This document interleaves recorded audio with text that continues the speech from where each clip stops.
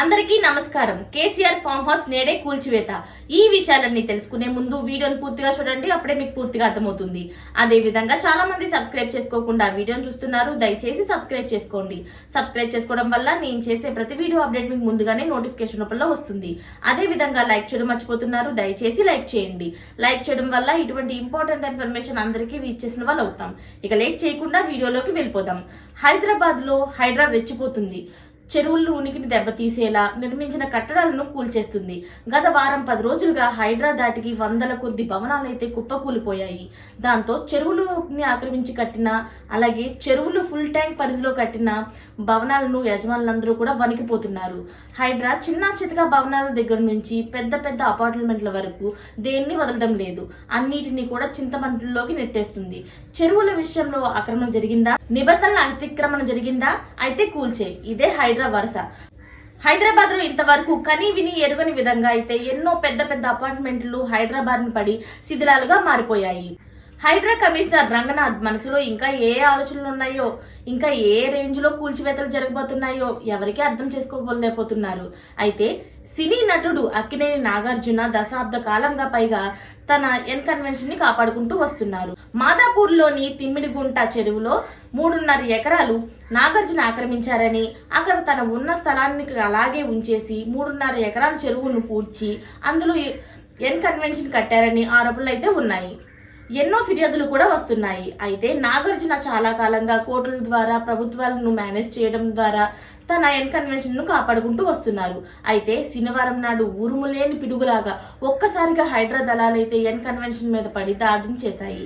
నోటీసులు గట్రా ఏవి లేకుండా కన్వెన్షన్ ను నేలమట్టం చేసేశాయి. ఇది చట్టవిరుద్ధం అంటూ నాగార్జున ప్రకటన కూడా చేశారు. కూల్చివేతలు పూర్తయిన తర్వాత హైకోర్టు కూడా స్టే ఇచ్చింది. తనని పెద్ద మనసును అయితే చాటుకుంది. కానీ అప్పటికే జరగాల్సిన నష్టం అయితే జరిగిపోయింది. కన్వెన్షన్ మొత్తం నేలమట్టం అయిపోయింది. ఈ కూల్చివేతల విషయంలో బీఆర్ఎస్ ఎంత మాత్రం స్పందించలేదు. ప్రతిపక్ష పార్టీ అయిన బీజేపీ కూడా కూల్చివేతలను సమర్థించింది. అయితే ముఖ్యంగా కన్వెన్షన్ కూల్చివేత కరెక్టేనని బీజేపీ నాయకుడు రఘునందన్ రావు ప్రకటించారంటే పరిస్థితి ఎలా ఉందో అర్థం చేసుకోవచ్చు. సాధారణంగా ప్రభుత్వాలు చేసే పనుల్లో అది ఎంత మంచి పని అయినా సరే ప్రతిపక్షాలు విమర్శిస్తాయి. అయితే కన్వెన్షన్ విషయంలో గానీ, ఇతర కట్టడాల కూల్చివేత విషయంలో గానీ బీజేపీ కూడా ఎలాంటి విమర్శలు చేయడం లేదు. అంటే అర్థం ఏమిటి? కూల్చివేతలను మద్దతు లభిస్తుందని. అయితే కూల్చివేతలు ముందు ముందు మరింతగా ముమ్మరంగా జరగబోతున్నాయని, నిబంధనలను తొంగలో తొక్కిన అన్ని భవనాలను కూడా కూల్చేయాలని అభిప్రాయం మెజారిటీ ప్రజల నుంచి వ్యక్తమవుతుంది. ఈ నేపథ్యంలో ఆదివారం నాడు కేటీఆర్ ఫామ్ హౌస్ కూల్చేయాలన్న అనుమానాలు కూడా వ్యక్తమవుతున్నాయి. హైదరాబాద్ లోని జంట జలాశయాల పరిధిలో 111 జీవో అమల్లో ఉంది. అంటే ఈ ప్రాంతంలో భారీ కట్టడాలు కట్టకూడదు. అయినప్పటికీ కూడా ఈ ప్రాంతాల్లో వందల సంఖ్యలో ఫామ్ హౌస్లు వెలిసాయి. ఈ ప్రాంతంలోనే వెలిసిన కేటీఆర్ ఫామ్ హౌస్ తో అక్కడ కూల్చివేతలను కొనసాగించాలని ప్రభుత్వం భావిస్తుంది. ఈ ఫామ్ హౌస్ వీడియోను డ్రోన్ ద్వారా చిత్రీకరించిన నేరం మీద రేవంత్ రెడ్డిని కేసీఆర్ ప్రభుత్వం జైలుకు కూడా పంపించింది.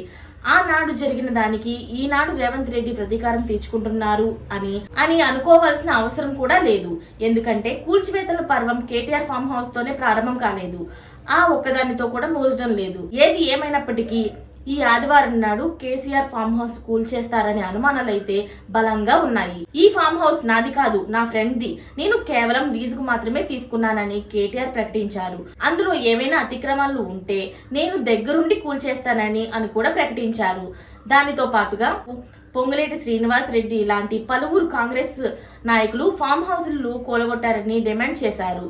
అయితే ఈ సవాలుకి మంత్రి పొంగులేటి శ్రీనివాస్ రెడ్డి స్పందించారు.